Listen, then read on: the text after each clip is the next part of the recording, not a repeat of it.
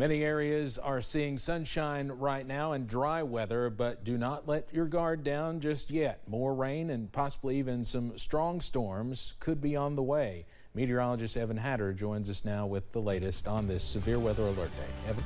Oh, that's right, Steve. We continue to watch the potential not just for heavy rainfall, but also for strong to severe thunderstorms as we head later on into tonight and really into the overnight hours, which is not what we need to see at all. Outside right now, some areas seeing some sunshine, others mostly cloudy. That's the situation right now into portions of Wise County there from our high knob camera at UVA Wise. They're sitting at 75, one of the cooler readings from around the region so far. There's our flood watch. Was set to expire earlier today. Now runs through tomorrow morning at 9 o'clock for most of us. So we are not done yet as we continue to watch the potential for heavy rain and gusty winds later on tonight. Everybody's under the level 2, slight risk for excessive rainfall later on tonight. That's on a scale of 1 to 4.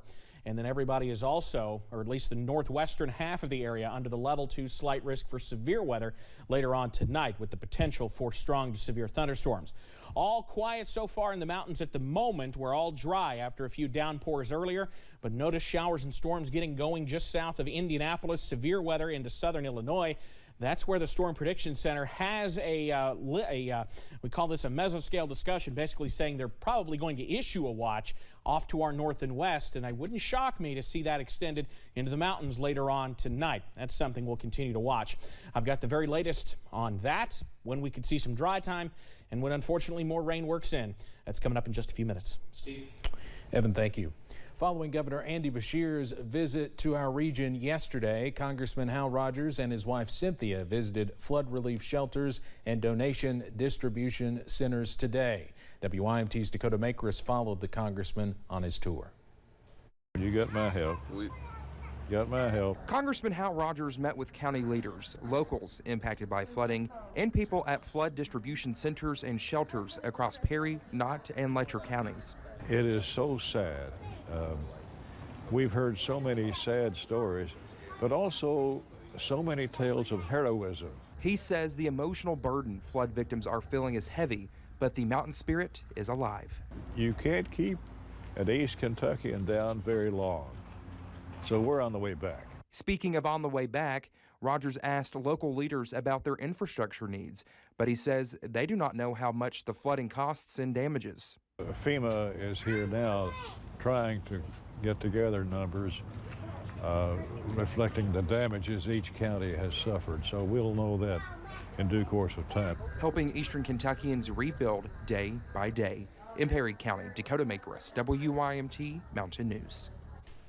A representative with Congressman Rogers' office says Gospel Light Baptist Church in Hazard needs pillows and towels for families staying in its shelter. The church currently has about 60 people staying there. Local cities and counties have instituted some curfews as an unfortunate result of looting. So far, Hindman, Breathitt County, and Letcher County have implemented curfews. While Perry County does not have a curfew, the Perry County Sheriff has told us 3 people at least have been arrested for looting. For more information about the curfews, you can go to WYMT.com. Alice Lloyd College in Knott County was fortunate to suffer no major damage to their buildings, but there is a great amount of cleanup to still be done around campus. Several Alice Lloyd students have gathered to help, assisted by U-Pike students who also came to offer a helping hand. It means so much for them to come over here and help us because this area, you know, not to say that it didn't over there, but here, you know, we got a lot of the brute force of it all, and it's just really, we're very thankful to everyone who's came here and helped us. It means everything. Students and employees say they really appreciate the outpouring of help from volunteers and everyone who has also donated supplies. Floyd County is another county hit hard, and their struggles have been going on for more than a month following the police shootings that devastated the community. July was a terrible month. As of right now, it is not included in the 5 counties with FEMA individual assistance. Floyd County isn't, but Julia Sanders spoke to officials and those hit in Floyd County following the recent tragedies that have struck the community. It's been a hard month over here in Floyd County with a devastating police shooting killing 3 officers and a canine. This historic flooding has just made things worse. We're sending aid up there, and we're asking folks to get chainsaws and trucks and go up there and try to help some of these people in Knott County. Floyd County Judge Executive Robbie Williams has been on the phone all day. He says it's been overwhelming. My EM director was one of the gentlemen that got shot in the shooting and lost his eye. So we don't have an EM director right now to do this. So we're all wearing 5, 6 different hats. Even though they don't have an emergency management director, they set up a shelter for Floyd County. The shelter is open to anyone who needs it, like Keith Frazier and his son. It was pretty scary because we didn't know exactly how high or what we was going to get. He says he watched the floodwater rise faster than he's ever seen. We all usually just sit out. There's a bridge there, and we usually all just sit out around that bridge and watch it. You know, and there's usually about 25 or 30 of us to stay around and make sure everybody got out of the houses and stuff like that. People from Maytown, Wayland, and Garrett left their homes to come to this community center, not knowing when they'll be able to return home. And that's what's devastating. I tell people I can't drive back up Wayland. I don't have any more cries left in me. I'm hugging and praying and kissing and crying with everybody, and emotionally I'm a wreck. So far, there are about 20 people staying inside, and they're asking for more fans, rakes, or other supplies that will help people transition back into their homes. In Floyd County, Julia Sandor, WKYT. So much has been going on.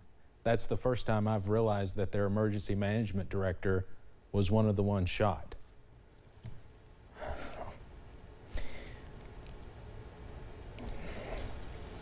Judge Executive Williams tells us they are speaking with FEMA today to show them the damage in their community. They hope this will help them get any federal assistance.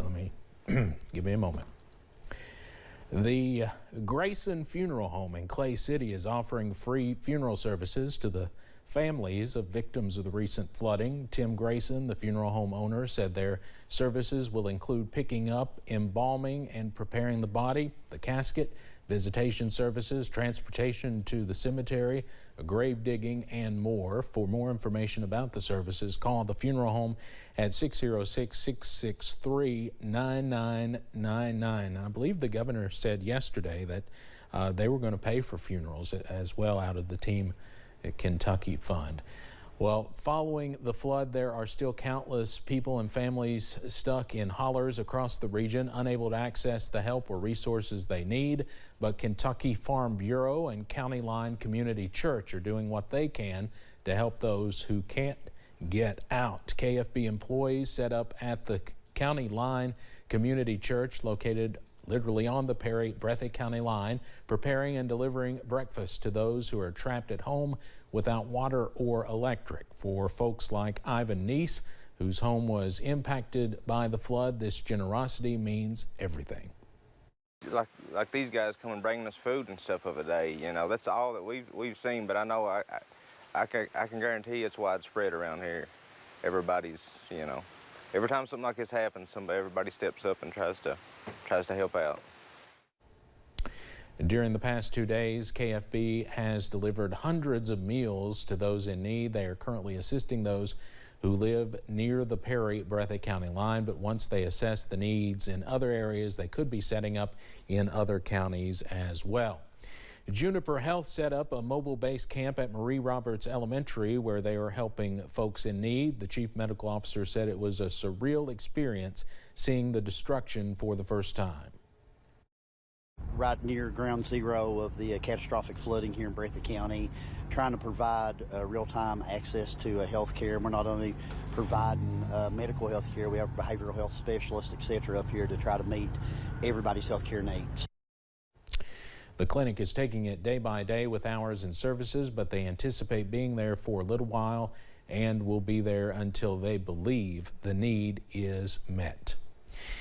For the Appalachia Rises A Week of Giving campaign, we are partnering with WKYT in Lexington and WSAZ in Charleston, Huntington, West Virginia to support the ARH Foundation Fund for Flood Relief and the Foundation for Appalachian Kentucky Crisis Fund.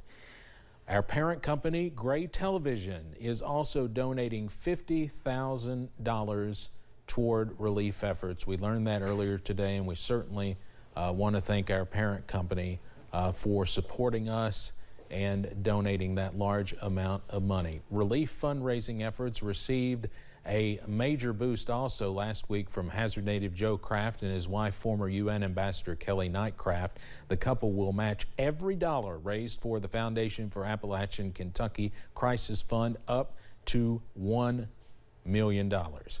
You can get involved in the fundraising effort by scanning that QR code right there on your screen. Coming up on First at 4, while Kentucky continues to battle flooding, California is battling wildfires. And coming up, I've got the very latest on the potential for more heavy rain. You see that you see the flood watch in effect for all of us. Details on when we could see some strong storms next.